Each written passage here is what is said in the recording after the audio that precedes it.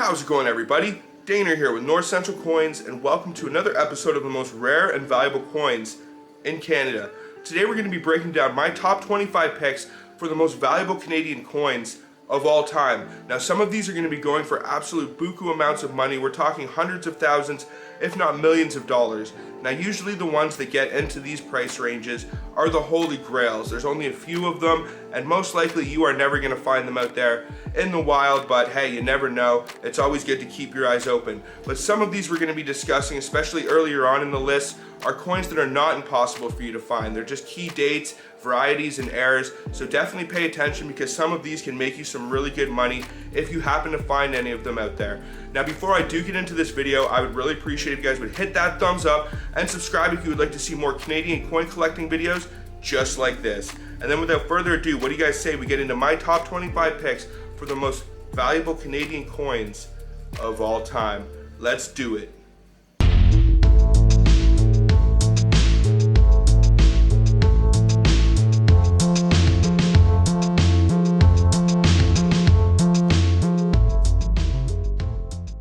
So while I start this list off, I'm going to work my way from the least rare and valuable all the way up to number one, which is probably the most rare and valuable Canadian coin of all time. So let's start this list off with number 25, which is a coin I actually discussed in a short video I made the other day, which is the 2000p 50-cent coin.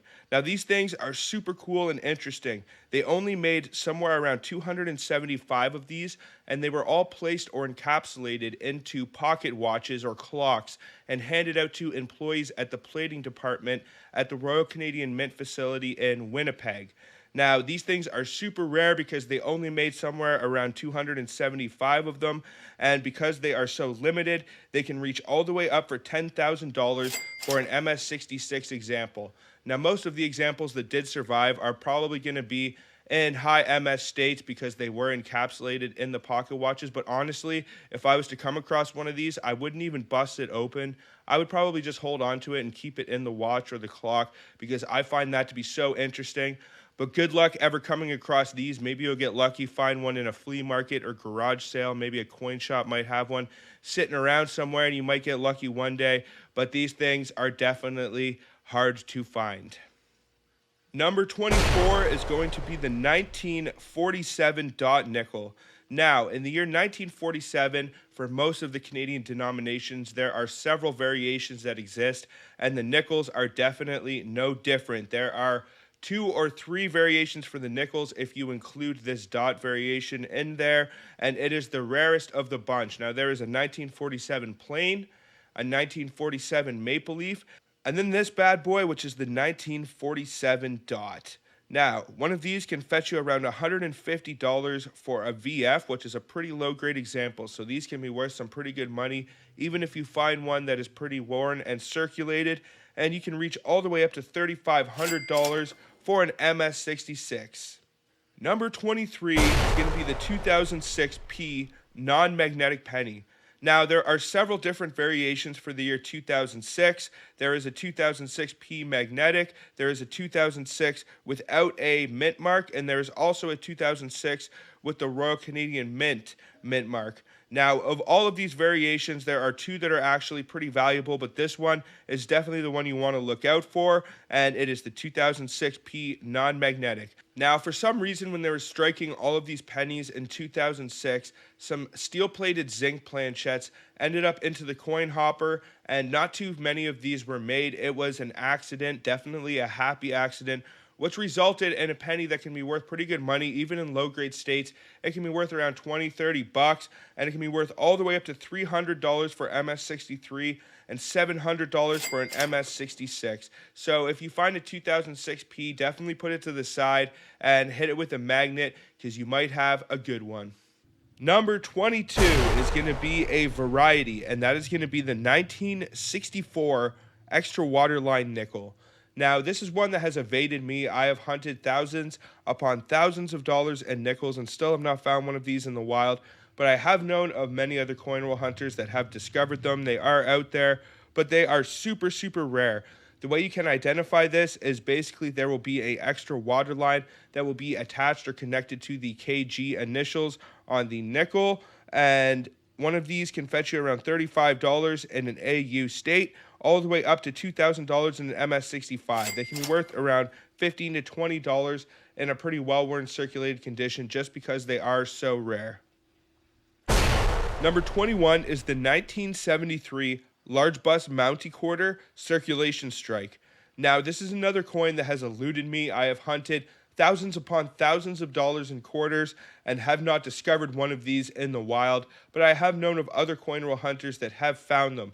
Now, these ones are a little bit more rare and valuable than their specimen counterparts, which usually are a little bit higher grade. But if you manage to find one of these, which isn't too beat up, you can get all the way up to $225 for an extremely fine example. So that is one that is actually pretty circulated, all the way up to $3,995, and that's sold in an eBay auction for an MS67 state. The easiest and best ways to be able to identify this quarter are the size of the denticles around the coin and how close they are to the rim.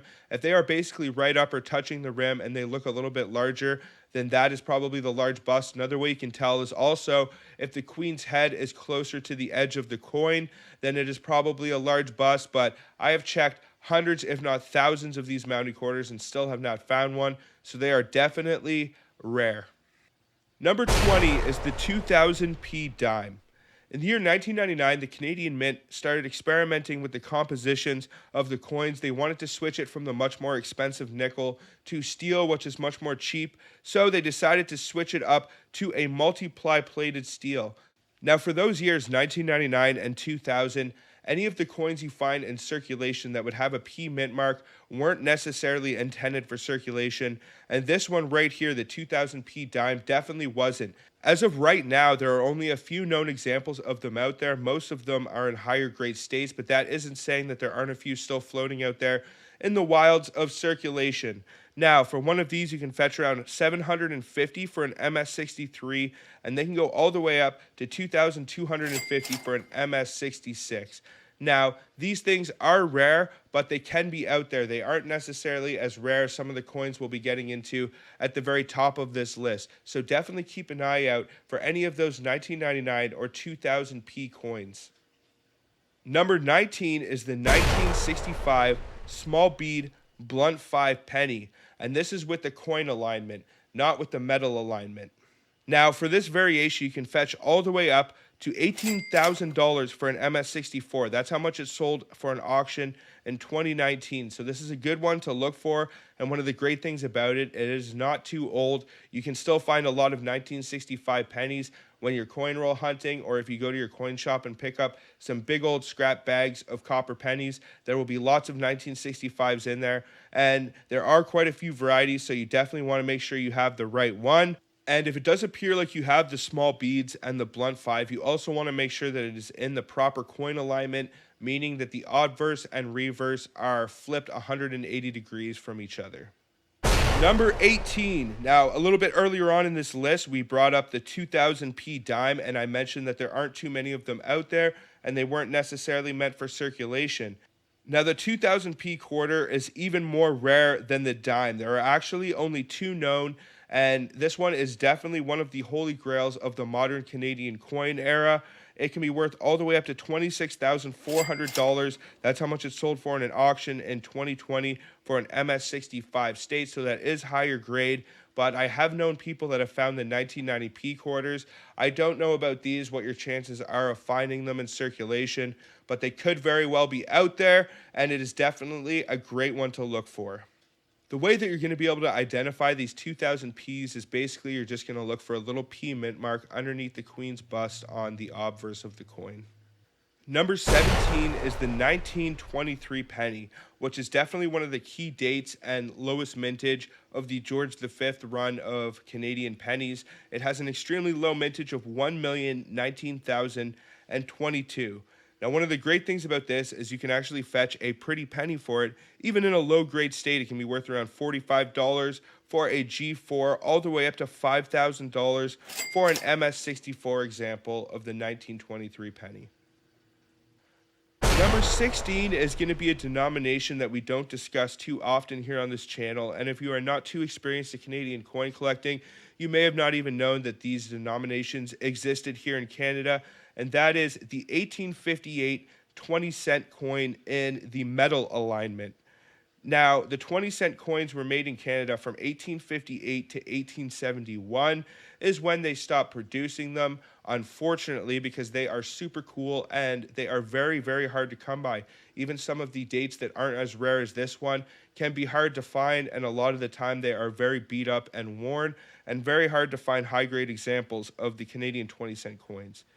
So the 1858 in the metal alignment means that the obverse and reverse are both oriented in the same direction, and you can fetch around $200 for a G4 example of this. So that is a pretty worn circulated example, pretty beat up. You might be able to buy that from a scrap silver purchase, and you can get all the way up to $1,500 for an extremely fine 40, which I believe right now is the finest known example. Number 15 is the 1903 10 cent, which is definitely one of the key dates and most low mintage dimes of the early Canadian 10 cent era. It has an extremely low mintage of around 500,000, and you can fetch around $22 for a very worn VG example, all the way up to $6,000 for an MS65. Number 14 is the 1945 silver dollars. Now, there are three different varieties in 1945 for the silver dollars. I'm not going to get into all of them, but they are all actually pretty valuable depending on their condition. You can fetch around $250 for the low-grade examples, and some of these can be worth all the way up to $20,000 for MS65 and MS66 examples. Now, these ones are not nearly as rare as some of the other Holy Grail silver dollars, like the 1948, for example, but they are actually pretty valuable, and just about any of the varieties are good ones to have, so definitely keep an eye out for this date. Number 13 is the 1947 dot quarter. Now, we discussed the 1947 dot nickel earlier in this list, and this is just about the same variety, but it is the quarter counterpart to it. So because it is a higher denomination, surprise, surprise, it is more valuable. Basically, the way you're going to be able to identify this is to look for a tiny little dot on the bottom right of the 7 in the date 1947. Now, the 1947 dot quarter can be worth around $110, even in a pretty well-worn circulated VG condition, and all the way up to $5,000 for an MS64, which, as we know right now, is the highest graded example known. Number 12 is the 1955 no shoulder fold penny. Now, for a lot of the denominations between 1953 and 1955, there exists shoulder fold and non-shoulder fold variations, and for the 1955 penny, you want to look for the no shoulder fold. This can be identified basically by looking right above the bottom of the Queen's portrait, right near her shoulder, and there is a difference clearly between the shoulder fold and non-shoulder fold that you can identify right there, but it is a little bit more tricky to identify when they are in low-grade states, unfortunately. But for this one, you can fetch around $800 for an MS60, and it can be worth all the way up to $7,500 for an MS64. So, like I said, it can be a little bit harder to identify this variation if it's beat up and worn or maybe has some tarnishing, but you definitely want to throw these 1955s under the scope to be able to tell which of these two varieties it is that you have. Number 11 is the 1932 near S far 2 nickel. Now, there are quite a few variations that exist with near and fars with Canadian nickels, like 1996, and I believe 1926 also has a variation, but this is definitely one that you also want to look for. Now, this nickel can fetch you around $400 in the low-grade states, and it can go all the way up to $2,500 for an MS60. So you definitely want to identify this and make sure you have the right variations. I will throw an example up on the screen for you, but that is the 1932 near S far 2 nickel. All right, we are starting to get down to the nitty-gritty. We have made it to the top 10 on this list, and these are going to start getting more and more valuable as we go along. Now, number 10 is the 1947 Maple Leaf Silver Dollar. Now, this is one of the holy grails of the silver dollars for sure, maybe 1948 aside. It has an extremely low mintage of around 21,135. Now, having one of these, even in a super low grade state, can fetch you around $300. So, if you manage to find one of these in a scrap silver purchase, you may have just hit the jackpot. I think it can be worth up to $10,000 when you start hitting the MS range. These things are super rare, just like the half dollar counterparts and some of the other lower denominations as well. The way that you're going to be able to identify this variety is there is going to be a little maple leaf on the bottom right of the 7 in the date 1947, similar to the 1947 dots that we discussed earlier. Now, number 9 is what they call the king of silver dollars in Canada, and that is the 1948. When the Royal Canadian Mint switched from the 1947 Maple Leaf half dollar to the 1948, they didn't produce and put too many out into circulation. And some of the ones that they didn't put out, they actually just melted down. So it's actually said that less than 1,000 have actually survived. And some of the ones that have survived have actually been cleaned really harshly. So there's not too many of them out there that are in high grade states. And because of that, it can be worth all the way up to $1,000, even in a VG or G circulated condition. These things can be worth a lot of money. And these can be worth all the way up to $20,000 when they start hitting the MS range. Now, like I said, not too many of them survived. A lot of the ones that I have seen are actually pretty beat up, or they have had steel wools taken to them. But even if one has been scrubbed to death with a steel wool, it's still worth around $1,000 just because this is such a desirable date to have, and there are so few of them out there. Number 8 is the 1921 5-cent coin. One of the things that makes this date so rare for the Canadian 5-cent coins is that it's said that less than 400 of them actually survived. Now, in the year 1922, in preparation for the release of the larger nickel composition 5-cent coin, the Canadian Mint actually melted down its entire inventory of leftover 5-cent pieces from the earlier years.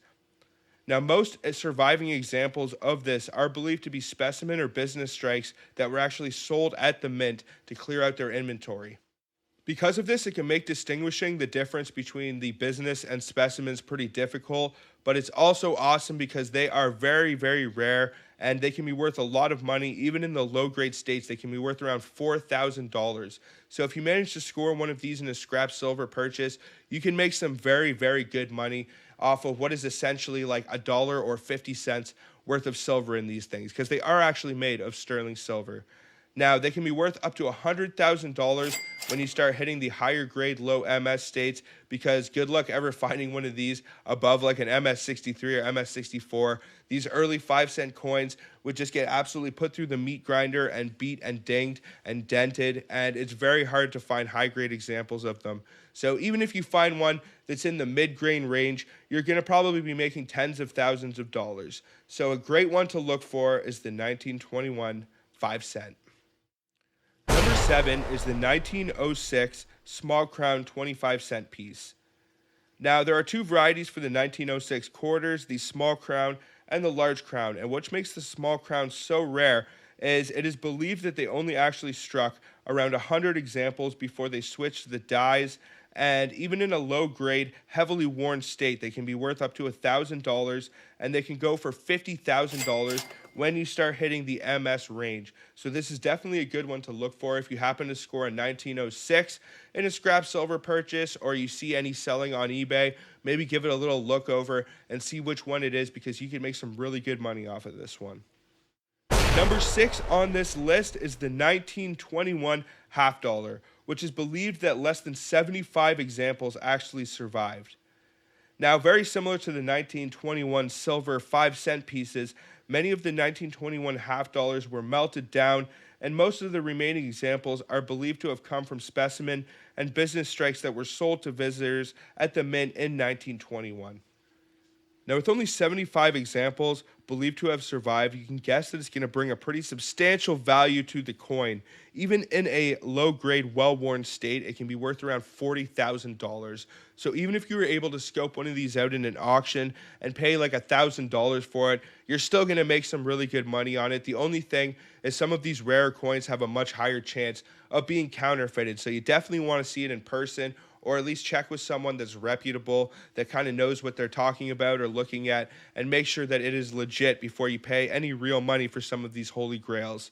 Now, I mentioned it can be worth around $40 in the low grade states, and this bad boy can go all the way up to $250,000 if it starts hitting the MS range.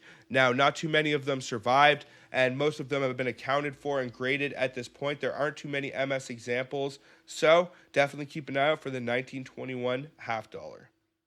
All right, so we have 5 to go on this top 25 list, and some of these coins are starting to get up into the big money range now. Now, next up, we are going to have our only gold coin on this list, which is going to be the 1916 C Mint Mark Gold Sovereign. Now, it is believed that less than 50 of these survive, which is why it has such a high premium over some of the other gold sovereigns in the similar date range to this. It can fetch you all the way up to $15,000, even in the mid-grade tiers, and it can go all the way up to $50,000 if you start hitting the MS range, which is pretty high if you consider that the other gold sovereigns usually around this date range won't sell for much more than gold melt value, just because they made so many of them and they're pretty common. Number 4 is the 1969 large date dime. Now, there are only 16 known examples of this, but that is not saying that there aren't still a few floating out there in the wilds of circulation. But I have to say, I have honestly found hundreds and hundreds of 1969s and checked them all, and as far as I can tell, I have not found a single one. So if anyone out there ever does, man, you are one lucky dog, because these things are unicorns. But the 1969 large date dime can fetch you around $10,000, even in the low grade range, and all the way up to $25,000 if you start hitting the MS. Now, one of the great things about this dime is that even though there are only 16 known examples, there is still a chance that someone could find another one out there in circulation, or I'm not sure if maybe out of a set or a roll that's been sitting around for a while. I have actually found 1967 uncirculated rabbit rolls at banks before, so if someone was to find an uncirculated roll of 1969s and there happened to be a large date in there, it could actually shake up the Canadian coin world a bit, because then it would go from 16 known examples to 17. So hold on to your 1969s and always make sure to check them, because you can make some good money off of it. Number 3 is the most valuable dime that we're going to be discussing today, which is the 1936 dot dime. Now, there are a few denominations in 1936 that have the dot variety, and for the dime, there are only 5 known, so it is one of the rarest. The auction record for the 1936 dot dime is $184,000, and the one that I'm actually discussing today is the circulation or business strike, because the specimen counterpart is actually worth quite a bit as money as well, but not quite as rare as this circulation strike is. Number 2 is going to be the 1936 dot penny circulation strike. Now, as I mentioned, there are circulation and specimen strikes for a lot of these 1936 dot coins, and the specimens are very valuable as well, but the circulations are much more rare. And for this circulation 1936 dot penny, there are only actually 3 known right now, and one actually sold in an auction in 2010 for $400,000. So you could find one of these pennies in a collection, sell it maybe in an auction, and buy yourself a house. Maybe not a house where I live, but maybe a house somewhere for a little bit more reasonable, because $400,000 is a lot of money for a penny. Now, we have made it to number 1 on this list. I would like to thank you guys so much for bearing with me. This was definitely an undertaking to find all of these coins and compile this list for you guys. I hope you enjoy it, and I hope you find it helpful. You know, sometimes, especially when I started collecting, I found it very difficult to know what coins to look for when I was doing my hunts, or even if you're just a casual collector looking through your pocket change. You just never know. I'm sure some of these coins have been discovered just by an average Joe who happens to look through his pocket change and maybe, boom, finds one of these quarters that's worth $10,000. So always keep your eyes open. But when it comes to a lot of the Holy Grail coins at the top of this list, even if you're an experienced collector, chances are you probably won't ever see or even hold these things in person. Which brings us to the very top of this list, number 1, which should come as no surprise. You should have seen this one coming. I have actually made a video on this in the past. If you would like to watch the full video and get a lot more history and detail on this coin, I will leave a link up in the corner.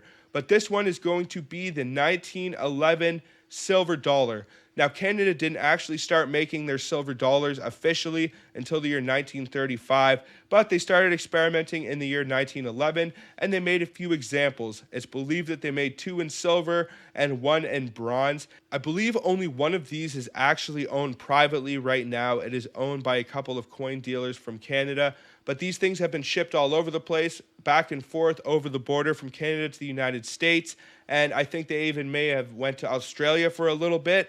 But there are only 2 of the silver and 1 of the bronze known, and because this is such a legendary and rare coin, its value has reached absolutely crazy levels. It is worth millions of dollars. I think right now it's probably worth somewhere around $1 million, if not well over that at this point, because I do believe it was a few years ago that it sold at auction.